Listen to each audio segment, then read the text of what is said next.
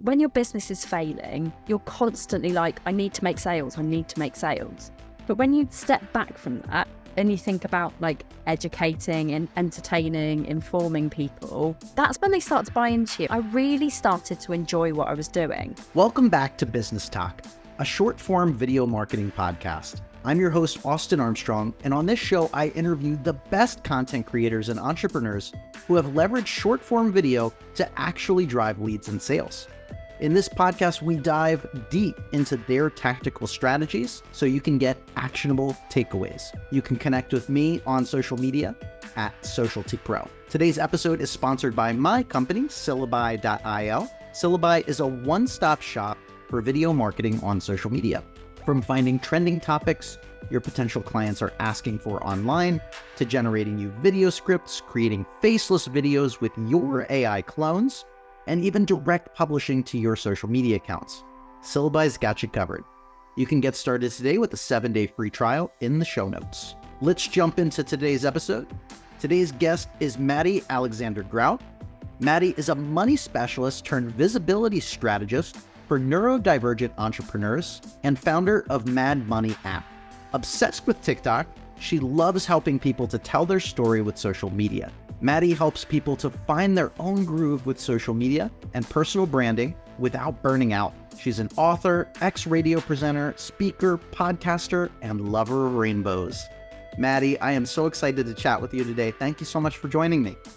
You're so welcome. Thank you for having me. Absolutely. So let's kind of jump into your origin story a little bit. What is your background? How did you get started in all of this? So it was all completely accidental. And I expect you have lots of people who say, yeah, I'm an accidental influencer. And I used to hate the word influencer and I used to like really skirt around it. But I've kind of started owning it recently because we've all got to be influential in our niche, right? So I got made redundant in 2016. I didn't know what I was going to do. And I kind of flailed my way into starting my own business. It started with me building a Facebook community around parents, actually. So I just had a baby. I'd been made redundant. I didn't really know what I was doing. But I had this idea for a money-saving product, which would help parents to kind of basically save money on anything and everything in the local area. So I started this parenting forum on Facebook. You know, it's been going about 9 years now. Like, it's run by community moderators. To be honest, I'm not actually a big fan of parenting. I have children. I love them very much, but I don't like the parenting side. So I just kind of like pass off the parenting bits to other people. But it all started in this community. And I realized that I was actually really good at kind of getting people to join. And my sales background from my recruitment years was something that really helped me to build that community. And I built a business from there. And for years and years, it was going really well. We were doubling turnover year on year and it was going flying high. But as you can imagine, a discount card that helps people to support local businesses during the pandemic did not do that well. So you kind of need to be able to leave the house. So what happened next really was my business failed catastrophically. I had investors. It was horrible. I had people chasing me for money and I ended up in debt from that first business. But what I realised was actually the thing that I'd done really well was the marketing side of that business. So I thought, I think I've got something here. So I thought I'll set up a TikTok. I'll just show up every day and I'll talk about my money tips because I've got loads of experience with the money saving. And it took me a good 3 months for that account to start growing. But when it did, it really did start growing. And, I'm not a full-time content creator. I do run 2 businesses around my business, but I'm still an influencer and I've still got big accounts. All of my stuff is pretty big. And, not to your size, but, that's very impressive, by the way. But I just kind of got to the point where I thought, right, I enjoy doing this. And throughout the whole of the time that I'd been running the discount card, I had built a network of about 4,000 business owners who were constantly coming to me going, Maddy, can I pick your brains on this? Can I pick your brains on this? Can you help me with this marketing thing? Can you promote my business? Can you do this? And I thought, people think I'm good and I'm not charging for it. So maybe I should do that. So that was kind of where the business came from. And I decided that using the word coach was a good idea because people understand what coaches do. But I'm a coach who's not a coach because I'm way too bossy and I basically tell people what to do in order to succeed. That's awesome.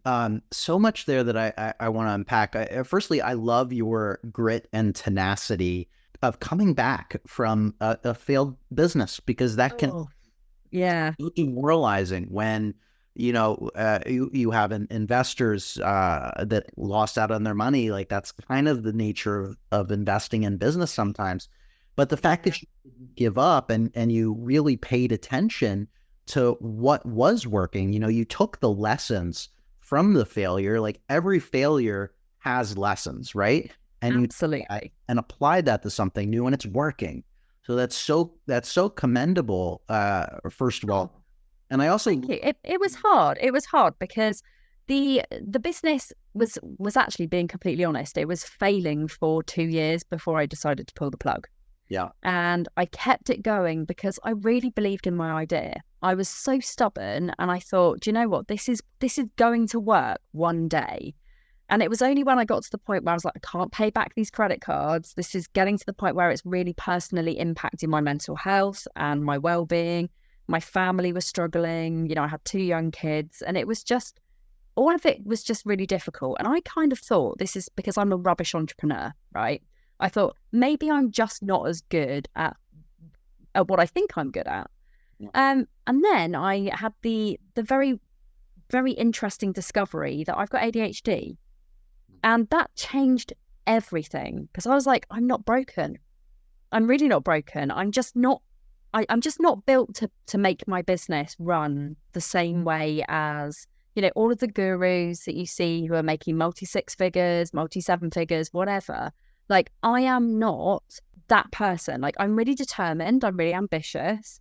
I know that I can be and I will be successful. And starting the business again from scratch and running it all the way that I'm running it now, I'm really only about 8 months into my journey and it's going really well. Yeah. So just understanding and that little switch flipping that went, I've got ADHD. Oh my God. So I went and got my diagnosis, started my ADHD medication, which unmasked all of my other neurodivergent conditions. I've got a whole collection of them now.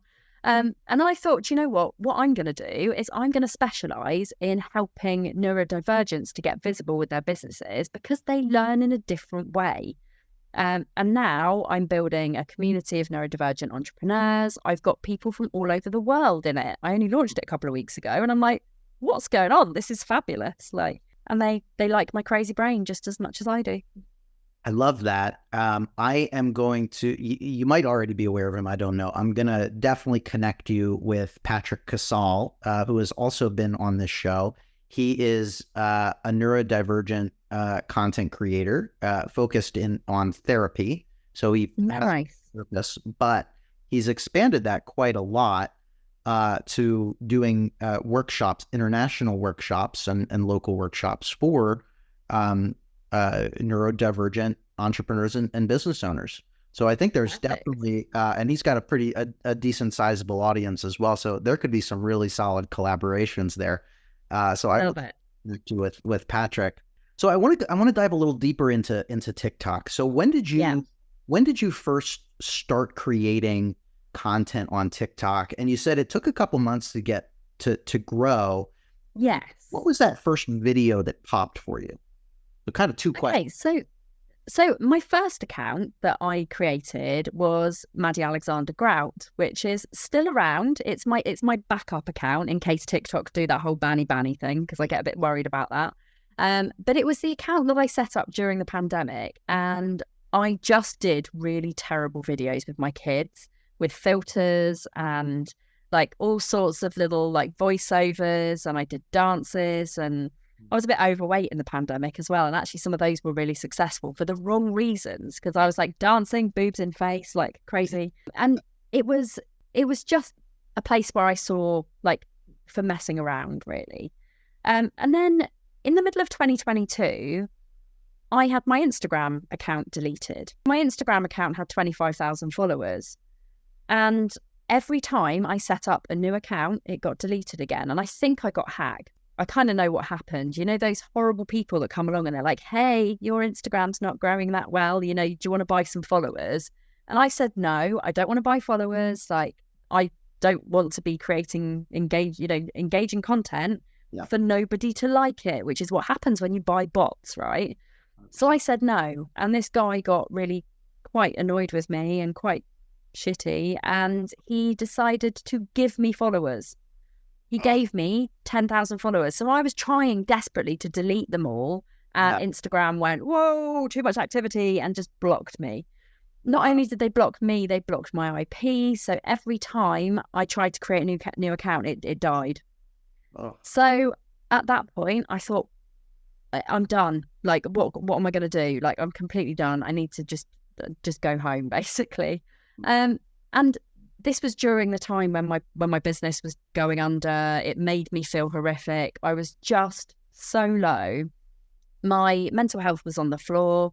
I actually went and got a job for 3 months. And then I realised that I'm not really built for working for somebody else. I'm way too stubborn. Nobody likes my out-of-the-box thinking and ideas, especially not when they're CEO. And it was just a little bit kind of like, no, I need to do something else. So I thought, right, TikTok. You can use TikTok for a business, right? Maybe. Kind of questioning myself, but thinking, I don't know what I'm going to do here. So I just started doing little short, sharp money tips on TikTok. And I showed up every single day and I posted a video a day for about 3 months. And I was on the news. BBC in the UK, they picked me up and they were like, do you want to come on the news and talk about some of your money saving tips? So I went on the news and I got them to record it. And that was my first 10K video. Ooh. And then I got like the buzz. I got all of the dopamine from going, you know, I know 10K is not like viral, but for me, I was like, that's viral. Like, I've never had anything that's gone like above about 5,000 before. So I started to take content creation a little bit more seriously. And I thought, if I'm going to show up, I'm going to show up properly. So I bought myself a ring light and I decided on like my content pillars and what I was going to talk about. And I just started making the content. And I found that actually, the less scripted I was, the more natural I was on TikTok, the more people bought into me. And I think where I'd been going wrong for so long was I was just constantly trying to sell to people. I was desperate. Like, when your business is failing, you're constantly like, I need to make sales. I need to make sales. But when you step back from that and you think about like educating and entertaining, informing people, that's when they start to buy into you. And I really started to enjoy what I was doing. Yeah. And then I got to 3,000 followers and I was on a documentary all about money saving. It was called Bargain Brits on Benefits. Terrible name. But I was basically the main person in this show. And I got another like 2,000 or 3,000 followers from that show. Wow. And then I thought, there's something in this, right? If I go and get PR and talk about stuff in the press and direct people to my TikTok, then I'll get more followers. Mm-hmm. So I built this entire strategy around growing my follower count and growing my numbers. Like, I got to 5,000 followers and then someone was like, do you want to do some influencer work for us? I was like, what? I'm not an influencer. You need to have 10,000 followers to be an influencer. And they said, no, you just need an engaged audience. I was like, okay, well, you know, maybe I could try that. And from there, it just grew. And it grew and grew. And I'm on 60,000 now, which is, you know, for somebody who doesn't do content creation as their full-time job. No, it's very impressive. 60,000 is nothing to balk at. And no matter where anybody is at, you know, you just hit on something really key there. You don't have to have a certain amount of followers to be considered an influencer. Virtually, they've already come up with a term for this, micro-influencers, right? There's so many of these, like, you know, not hundreds of thousands of follower influencers. There's even local influencers off platform, right? People in communities that have a large network that they are able to influence. Yeah. And they have 1,000 followers, but have a ridiculous engaged audience, and it can drive way more leads and sales than some of the larger influencers out there. So exactly. Yeah, absolutely. And I just love you are lovely. I just love so much of what you're saying. You're dropping so much. Thank you. Already. Was TikTok your first video creation platform, or were you creating videos on Instagram or any other platforms beforehand? I was doing Reels. Okay. When I say I was doing Reels, I was doing the, do you remember when Reels first started and people used to just point to words? Yeah.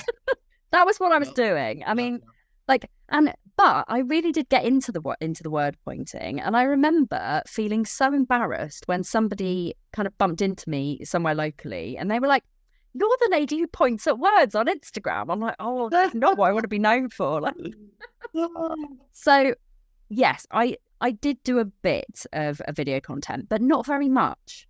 I had a podcast, which wasn't very good, actually. If I look back at it, considering the amount of time I spent in radio, it should have been a hell of a lot better, but it wasn't.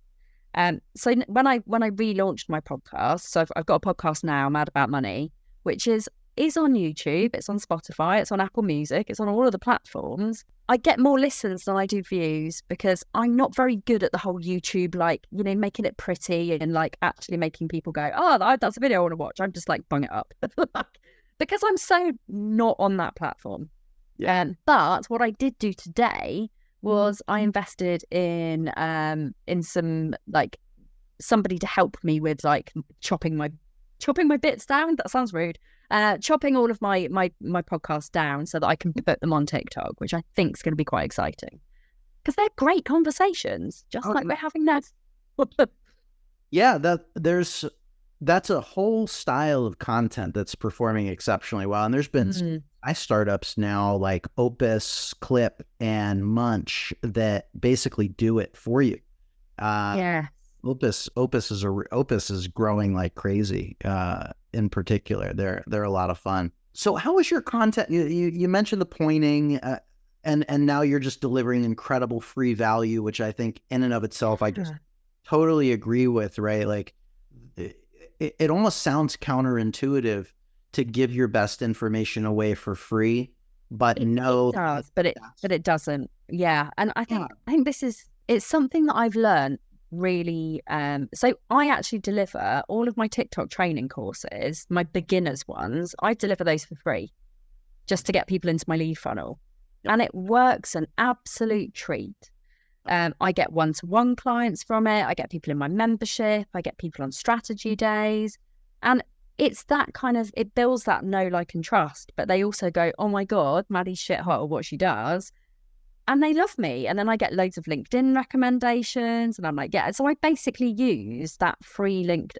And I could just do the TikTok video. I could do the training. I could pre-record it and give it to people. But instead, I like that engagement with people. And it's so much easier to sell when you've got people on a live call. So that's kind of my entire strategy, where I just have a really incredible, I've got 2 freebies. So I've got TikTok for the win, which is why people should be on TikTok. That is a pre-recorded. You can get it in my Stan store. It's just a freebie. But then I've got my monthly TikTok course. So I do 2 lives a month, which is 3 hours of my time. And it gets me probably 500, 600 people every single month into my funnel, which is great. So I feel like I've finally kind of nailed what I'm doing, and I'm really starting to make the cash now, which is great. So yeah, but back to your original question, the giving away value, I think it's when you're doing content, you need to either do 3 different things. You need to educate people, you need to give them something, you need to give them some sort of feeling for them to get away with. You need to entertain people. So, that's why all of your your teenagers dancing and doing the Macarena and people doing the lip syncing and stuff like that. That's why it works, because it's funny, it's educating, it's entertaining. Or you need to be, educate, entertain, or inform. So you can tell people about things that are happening, changes. And weirdly, my TikTok, I don't actually do that much content that relates to TikTok on TikTok. Because my ideal audience are people who are flailing. Like, they are people who are on TikTok, who are, you know, maybe they've got like 200 or 300 followers. They don't really know what they're doing. They haven't really got to that point where they can go live. They can have a link in their bio. They can start selling things. They can do affiliate marketing. They're just such beginners that they don't really know where. Sometimes they don't even know that they need to be on the platform at all. So I do most of my marketing on Facebook, on my personal profile, which builds that audience. And I have to admit, I like with my clients, I'm very much like, you don't need to be on all of the social media platforms. You just be on the ones where your ideal clients are. I'm on all of the platforms for different reasons. But I also have ADHD and FOMO. So I'm like, I'm on Instagram because I think Instagram's probably my least favorite platform, actually. Mainly because of the deleting and the fact that I've had to start my account again from scratch. And I ended up using my personal account that I already had and just kind of trying to use that instead. And for me, Instagram is all about that, like, it's Gucci, isn't it? It's like that nice shop window. Everything's perfectly curated and it's all really lovely and lots of like nice filters. And like, I'm just a rough and ready rock up and do my video and then fuck off again afterwards. I hope we can swear on this podcast. I forgot to ask. No, you're good. So for me, that's kind of the difference. Like, TikTok it's kind of like, it's the rough and ready. And I feel like just face to camera content and, you know, occasionally doing things where I walk around and stuff. You know, I don't dance. I've never done a trend. I've never done a lip sync or a dance actually, no, that's a lie. I did do a money dance once and it was absolutely awful. It was probably my worst performing video. Did you do the my money don't jiggle jiggle? It folds. I did do that one. I mean, who didn't? That was a classic. That was a classic. That was so funny. That guy was great. But let's talk about Facebook for a second, because I think Facebook's like my favorite platform and has been the last year and a half, because I go to where attention goes, and I've seen the most traction, most engagement across all platforms on Facebook. Are you posting Facebook Reels as well? Are you leveraging? I am. Yes. And to be honest, my Facebook Reels don't do too badly. It's weird because what I do is I post it because I'm lazy. I post them to Instagram and then they automatically come over to Facebook. And they always do terribly on Instagram, but Facebook, brilliant. And the same Reels that do well on TikTok usually do well on Facebook as well. Because my ideal clients are on Facebook and they're on TikTok. They're not on Instagram. I'm just not pretty enough for Instagram. Like, content-wise, you know, face-wise, not when, you know, when I'm sunburned, not as much. But I think it's an interesting one. And I'm seeing a lot more sales coming from Facebook than anywhere else. I think it's a great place for building community. I run my membership on Facebook. I think groups-wise, like, I've got three fairly large Facebook groups. One is my parenting group, which runs itself. I literally barely get involved in that, but there's about like 90 posts a day in that group, and it's a bit like, that's why I don't get involved in it. It's way too hectic for me. And then I've got a money group and I've got a business group, and both of those, being completely honest, I struggle with, because I don't have the time that you need to put into engaging in a Facebook group. If they ran themselves, if they were that kind of group, it would be fine, but they need more input from me. And I do struggle with that sometimes, especially because I run my own social media app. So, you know, Mad About Money is actually its own social media app in its own right. So it's just a little bit different. Because with, you know how Facebook used to be, like back before it was like absolutely plagued by ads, before you didn't see anybody's content that you liked and that kind of thing. I've basically built a platform which is social media, all centered around money and well-being, without audience growth, without followers.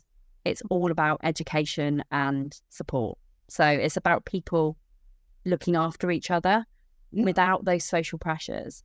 And also I was like, well, I want to be the only influencer in there. So, you know, that was kind of the reason why. No, it was. But neurodivergents often struggle with social media because it can be that really overwhelming thing where you get burnout, and it's very addictive. And actually, we've made a platform that's non-addictive, which has its peaks and troughs and actually pros and cons, because it's so non-addictive that actually sometimes people forget it's there. But we're in kind of growth stage. It's only been a year. We've got 10,000 users. It's growing at its own pace, but building it a nice community around it. That's fantastic. So are you using video to grow that community through the app? So yes and no. So I use video on my TikTok to talk about it. One of the ways that we grow it is that we do regular competitions where people can win food vouchers or anything that can support them in their lives. At the moment, we're doing a mega giveaway where we've got 2 sets of prizes. We've got the neurodivergent individual, we've got the neurodivergent business owner. So the business owners one has got like ridiculous amounts of courses and one-to-ones and all sorts of things that, like, if you were a neurodivergent person starting a business and you didn't have any money, would be like literally the world on a stick. So we're just doing that at the moment because it's our birthday on the 4th of May, Star Wars Day. Like, happy early birthday. Yeah. So, my wife's is May 5th, so one day off. Ah, nice. That was our original date, but then someone said you need to launch on Star Wars Day, so we did. But annoyingly, the app doesn't have. It does have a video function, as in you can share YouTube videos, but you can't create videos in the app, and it's a bit restrictive from that perspective. You can share from YouTube, you can share from Vimeo, you can share a link to TikTok, but you can't actually post the video in the app. So we're currently in the process of looking for investors and looking for people who want to back us so that we can basically make a new app, because we've realised that this was our MVP and it's not quite good enough. So that's the way we're going. What's the name of the app? Mad About Money. Oh, that's the Mad About Money app. Got it. Yeah. All these links will be in the show notes, by the way, everyone, if you want to check it out. So going back to short form video in particular, what drew you to short form over longer YouTube style videos, for instance? What is it about short form that drew you into it so much? I'm busy, like really busy. Yeah, I mean, I think that's it, right? So, I do 2 podcast episodes a week, which I think is like a lot. And, when you commit to something, you have to do it. And I'm almost regretting that I agreed with my own self to do 2 a week. But it's the podcast's going all right. But I wanted to do something a bit different. And I am very much a fly by the seat of my pants kind of girl. I am not a content scheduler. I'm not someone who plans my content months in advance. I don't even plan my content. That sounds really bad. But I know my niche and I know my expertise so well that I can just rock up and talk about anything. So I'm like, oh, great, I've got 5 minutes spare. I will do that. But I know when the good times are to post. So, if it's not the right time for me to post, I will at least go in, I'll record a video. Normally I record straight into the app, so I don't have to do anything. I take it out, do my CapCut stuff, put my captions on it, put it back in, boom, done. That whole process will take me maybe 15 minutes if I'm on a good day, because sometimes if I'm on a bad day, I might have to re-record a video 17 times before I stop tripping over my words, because it does happen sometimes. We all have off days. But normally I'm very much like, grab my phone, put it in the ring light, put it in the holder, do my thing, done. Or if I'm out and about, I'm out filming like B-roll stuff. And, to be honest, I do more B-roll stuff on Instagram. But I found recently that there's so many of these blooming scam artists, like the whole like stupid, 7-figure millionaire, whatever type things. And they've all kind of given B-roll content a little bit of bad rap, I think. Same with Stan Store as well. It's like, I love my Stan Store. My Stan Store makes me a lot of money. But I think now people go, oh God, they've got a Stan Store. And they automatically assume that you're some affiliate for some horrible, cheapskate, nasty marketing thing. So, I don't know. Interesting. Do you think that of just Stan, or do you think that of every link in bio tool? Just, it seems to be more Stan. I think because these like course creators tell them to use Stan. I don't know. But I find Stan is the most simple, easy. In fact, I barely use my website anymore because people can book a meeting with me. They can get my freebie. They add their stuff onto my email list. I don't really need my website. I can't remember the last time I actually updated my website. It's probably really out of date. Modern business owner, the leverage. I know.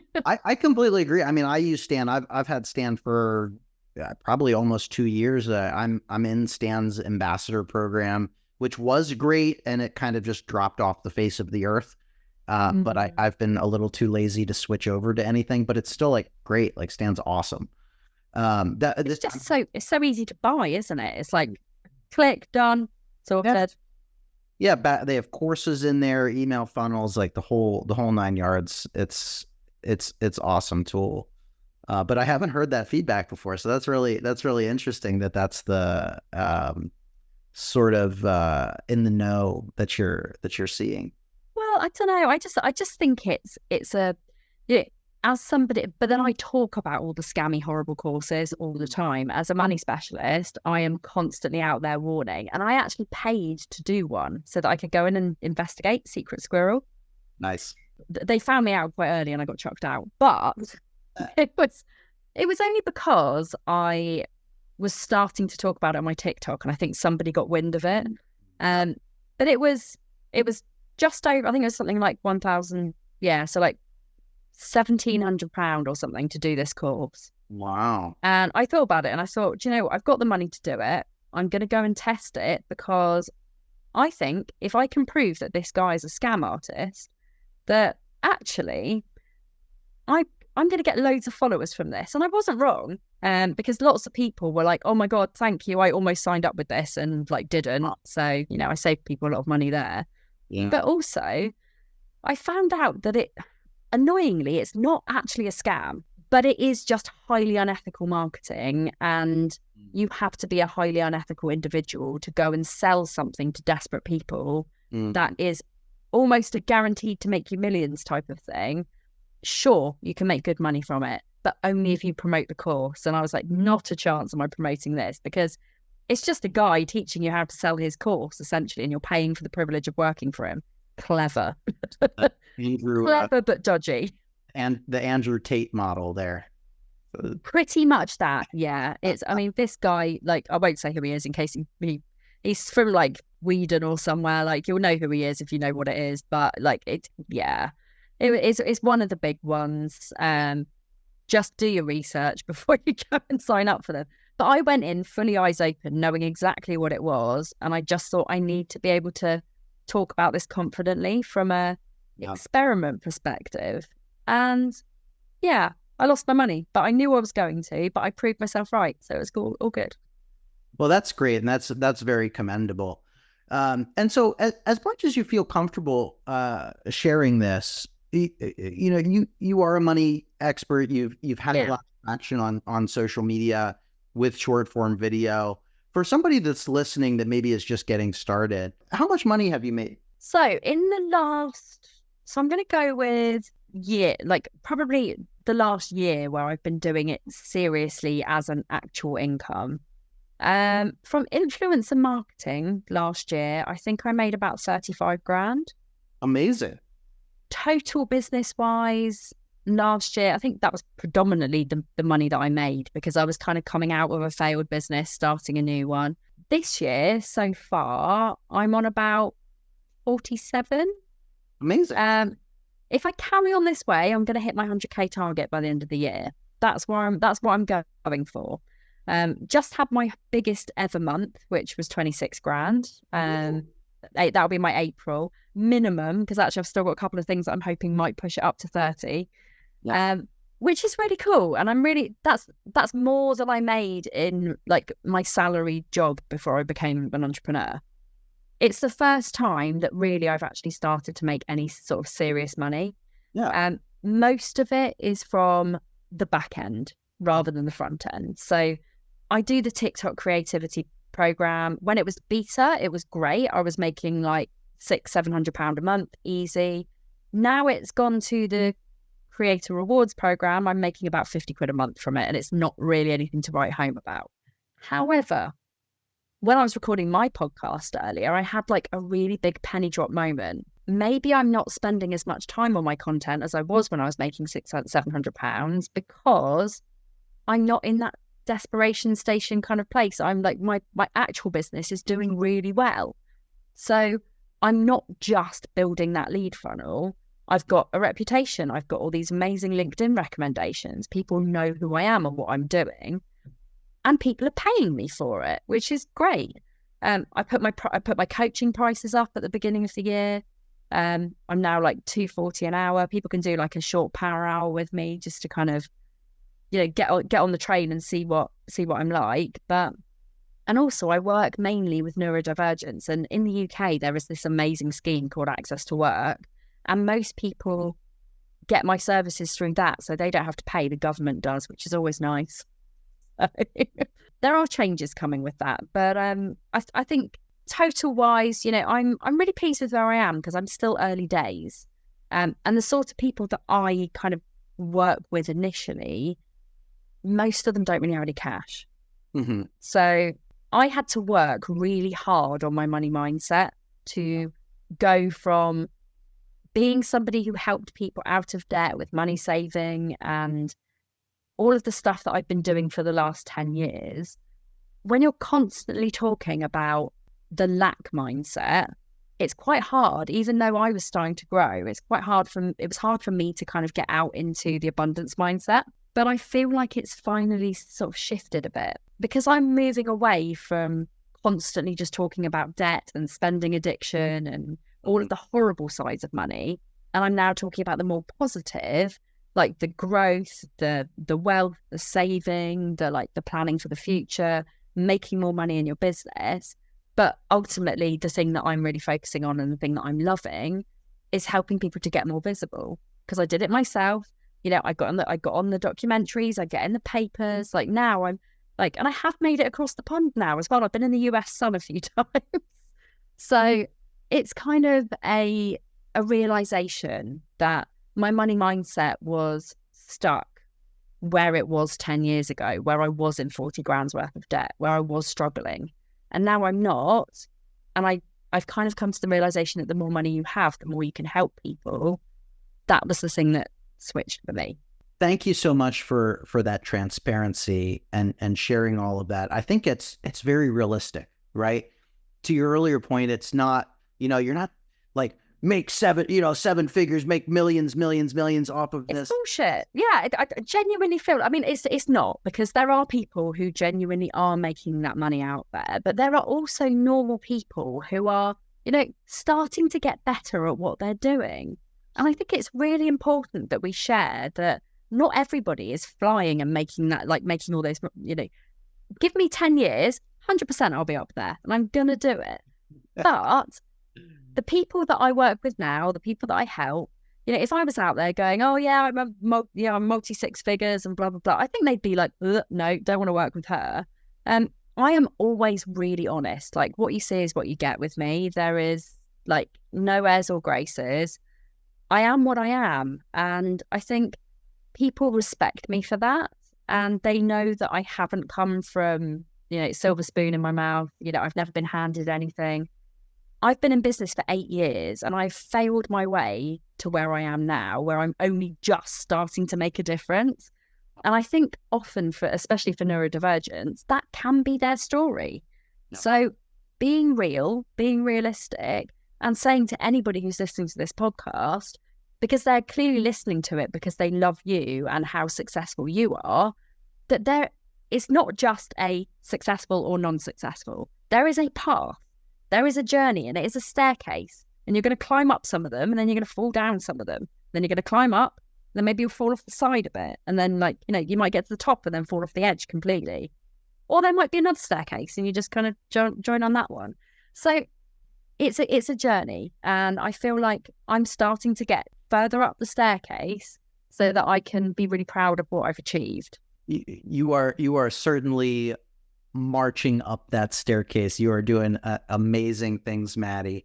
You kind of answered this next question, but I mean, for the business owner that's floundering when it comes to their content creation, particularly short form content creation, yes, you have to be, you have to be in it for that long run and that journey and be okay failing and learning along the way. But what actionable advice would you offer to them? Join my membership. There we go. And no, right. Genuinely. So I launched my membership 3 weeks ago. And the thing with my membership that makes it really, really, really different is I show up every single day. I do a live every day. I give people a tip, and I also give people a challenge, which we call missions, right? It's £7 a month, which is phenomenally ridiculous value for what you get. And what I also do for all of the people in there is if they're struggling, I review their content, and I tell them every single time they post a piece of content in the group, I review it and tell them what they're doing wrong. And then they go and do it right, and then I share it with my audience. So not only are they getting my tips, they're also getting my audience as well. So it is awesome. Shameless little plug there. But if you're struggling with your, with your visibility, think about it. I mean, first of all, is it the right way to market your business? Is video content the right thing for you? Or could you be getting visible by doing Facebook posts? Could you be doing some PR? Could you be doing blogs? Could you be doing SEO? There are hundreds of different ways that you can get your business visible. If video is not your thing, sometimes trying to force something isn't great. Like, you can't polish a turd, I guess. Yeah. It's a horrible thing to say, but sometimes some people just aren't cut out for that face to camera video. And if you're one of those people, focus on doing the B-roll stuff. Just take your camera, walk, and put something on the screen, put some nice music behind it. You don't have to be doing that face to camera thing for the whole, it works for some people, but there are some people it's just never going to work for. And if you're not confident on camera, try something else. I think there are, with the greatest love, there are ways you can be successful on social media. And if you want to try it, come and hang out with me for a bit. Those at the bottom of the scale, those are the people who I love helping. It's when they're successful, it's amazing. But sometimes, you can't expect miracles, and it's a long game. Like, you can't just expect to rock up, implement some of the things that I've said, and then go viral the next day. Some people do, don't get me wrong. I had a lady who I did some TikTok training with, and she got something like 60,000 views on the first video she posted that I told her to do. But she hates TikTok. She doesn't want to stay there. She's like, I have to be there, and I have to be there every day, and I don't like it. Yeah. But this is the thing. You've also got to be realistic. Like, I post minimum of 1 to 3 videos a day. Sometimes I post 5 videos a day. Mm-hmm. If you want to take your TikTok content seriously, you have to show up. You have to show up. You have to not let the failures get to you. If your video flops, don't delete it. Learn from it. Go and look at your analytics. See what you're doing wrong. Post it in my group. I'll give you the feedback. But you have to keep trying, because, and if you go back and look at my first ever TikTok, bloody awful. Like, I don't know where I'm looking. I'm like this. I'm like genuinely terrible. The more content, and this is the best thing about the platform, the more content you create, the more followers you will get, but also your confidence will grow as your follower count grows. I couldn't have imagined, if you'd have said to me 2 years ago, every single month your content is going to reach 5 million people, I'd be like, not a chance. And I probably wouldn't have stayed on the platform, because I would have absolutely crapped myself. Yeah. But starting from scratch, when you're like, 100 people saw my content, 200 people saw it, and then 1,000 or whatever, and you're growing slowly, your confidence increases with every video you do. And then you'll have the days where your confidence goes back because you get trolled to absolute buggery, and people call you all the names under the sun. They say you're a horrible parent, or they say you're the ADHD isn't real. I get that a lot. Lots of different and the thing is, you've got to learn, and my one saying for trolls is, just because it's dark under their bridge doesn't mean it has to be dark under mine. And I live my life by that. So when the trolls come, I'm like, thanks for promoting my content, guys. I love that. So much. I love that analogy. So much valuable information throughout this entire podcast. just a trove of actionable takeaways. Maddy, this was awesome. Thank you so much. If anybody wants to get in touch with you or learn more, what are some of the best ways to get a hold of you? So the best place to find me, I'm on LinkedIn, Maddy Alexander-Grout, or Facebook. My TikTok is Mad About Money Official, so you can go and follow me there as well. Don't follow my Maddy Alexander-Grout one, because I literally post on there like about once every 2 months just to remind people that it's my backup account. Not really the one to follow me on. But yeah, I'm kind of everywhere. Download the Mad About Money app. I hang out in there all the time. Like I'm there to answer money questions, business questions, whatever people need. And yeah, as I said, I'm on every single social media platform, like all of them, apart from Snapchat. Not Snapchat. I'm the same way. I don't have Snapchat. I'm not 20, sadly. Well, this was awesome, and I will have all of those links in the show notes for you. Thank you, everybody, for listening to another episode of Business Talk. I hope you took value away from this episode. If you did, we would love to hear your feedback. Please leave us a 5-star review on iTunes so that we can reach, help, and inspire more content creators and entrepreneurs. I'll see you next time, friends. Thank you for listening to another episode of Business Talk. If you feel like you're ready to get started on TikTok, I have a completely free TikTok checklist that you can find in the show notes and description of this episode. If you found this episode inspiring, consider leaving us a 5-star review on iTunes or your favorite podcast listening platform. I know that's a lot to ask of you, but it really does help the podcast reach more people. Do you have any feedback about the show or a guest you'd like to recommend? Email me at podcast@socialtypro.com. Until next time.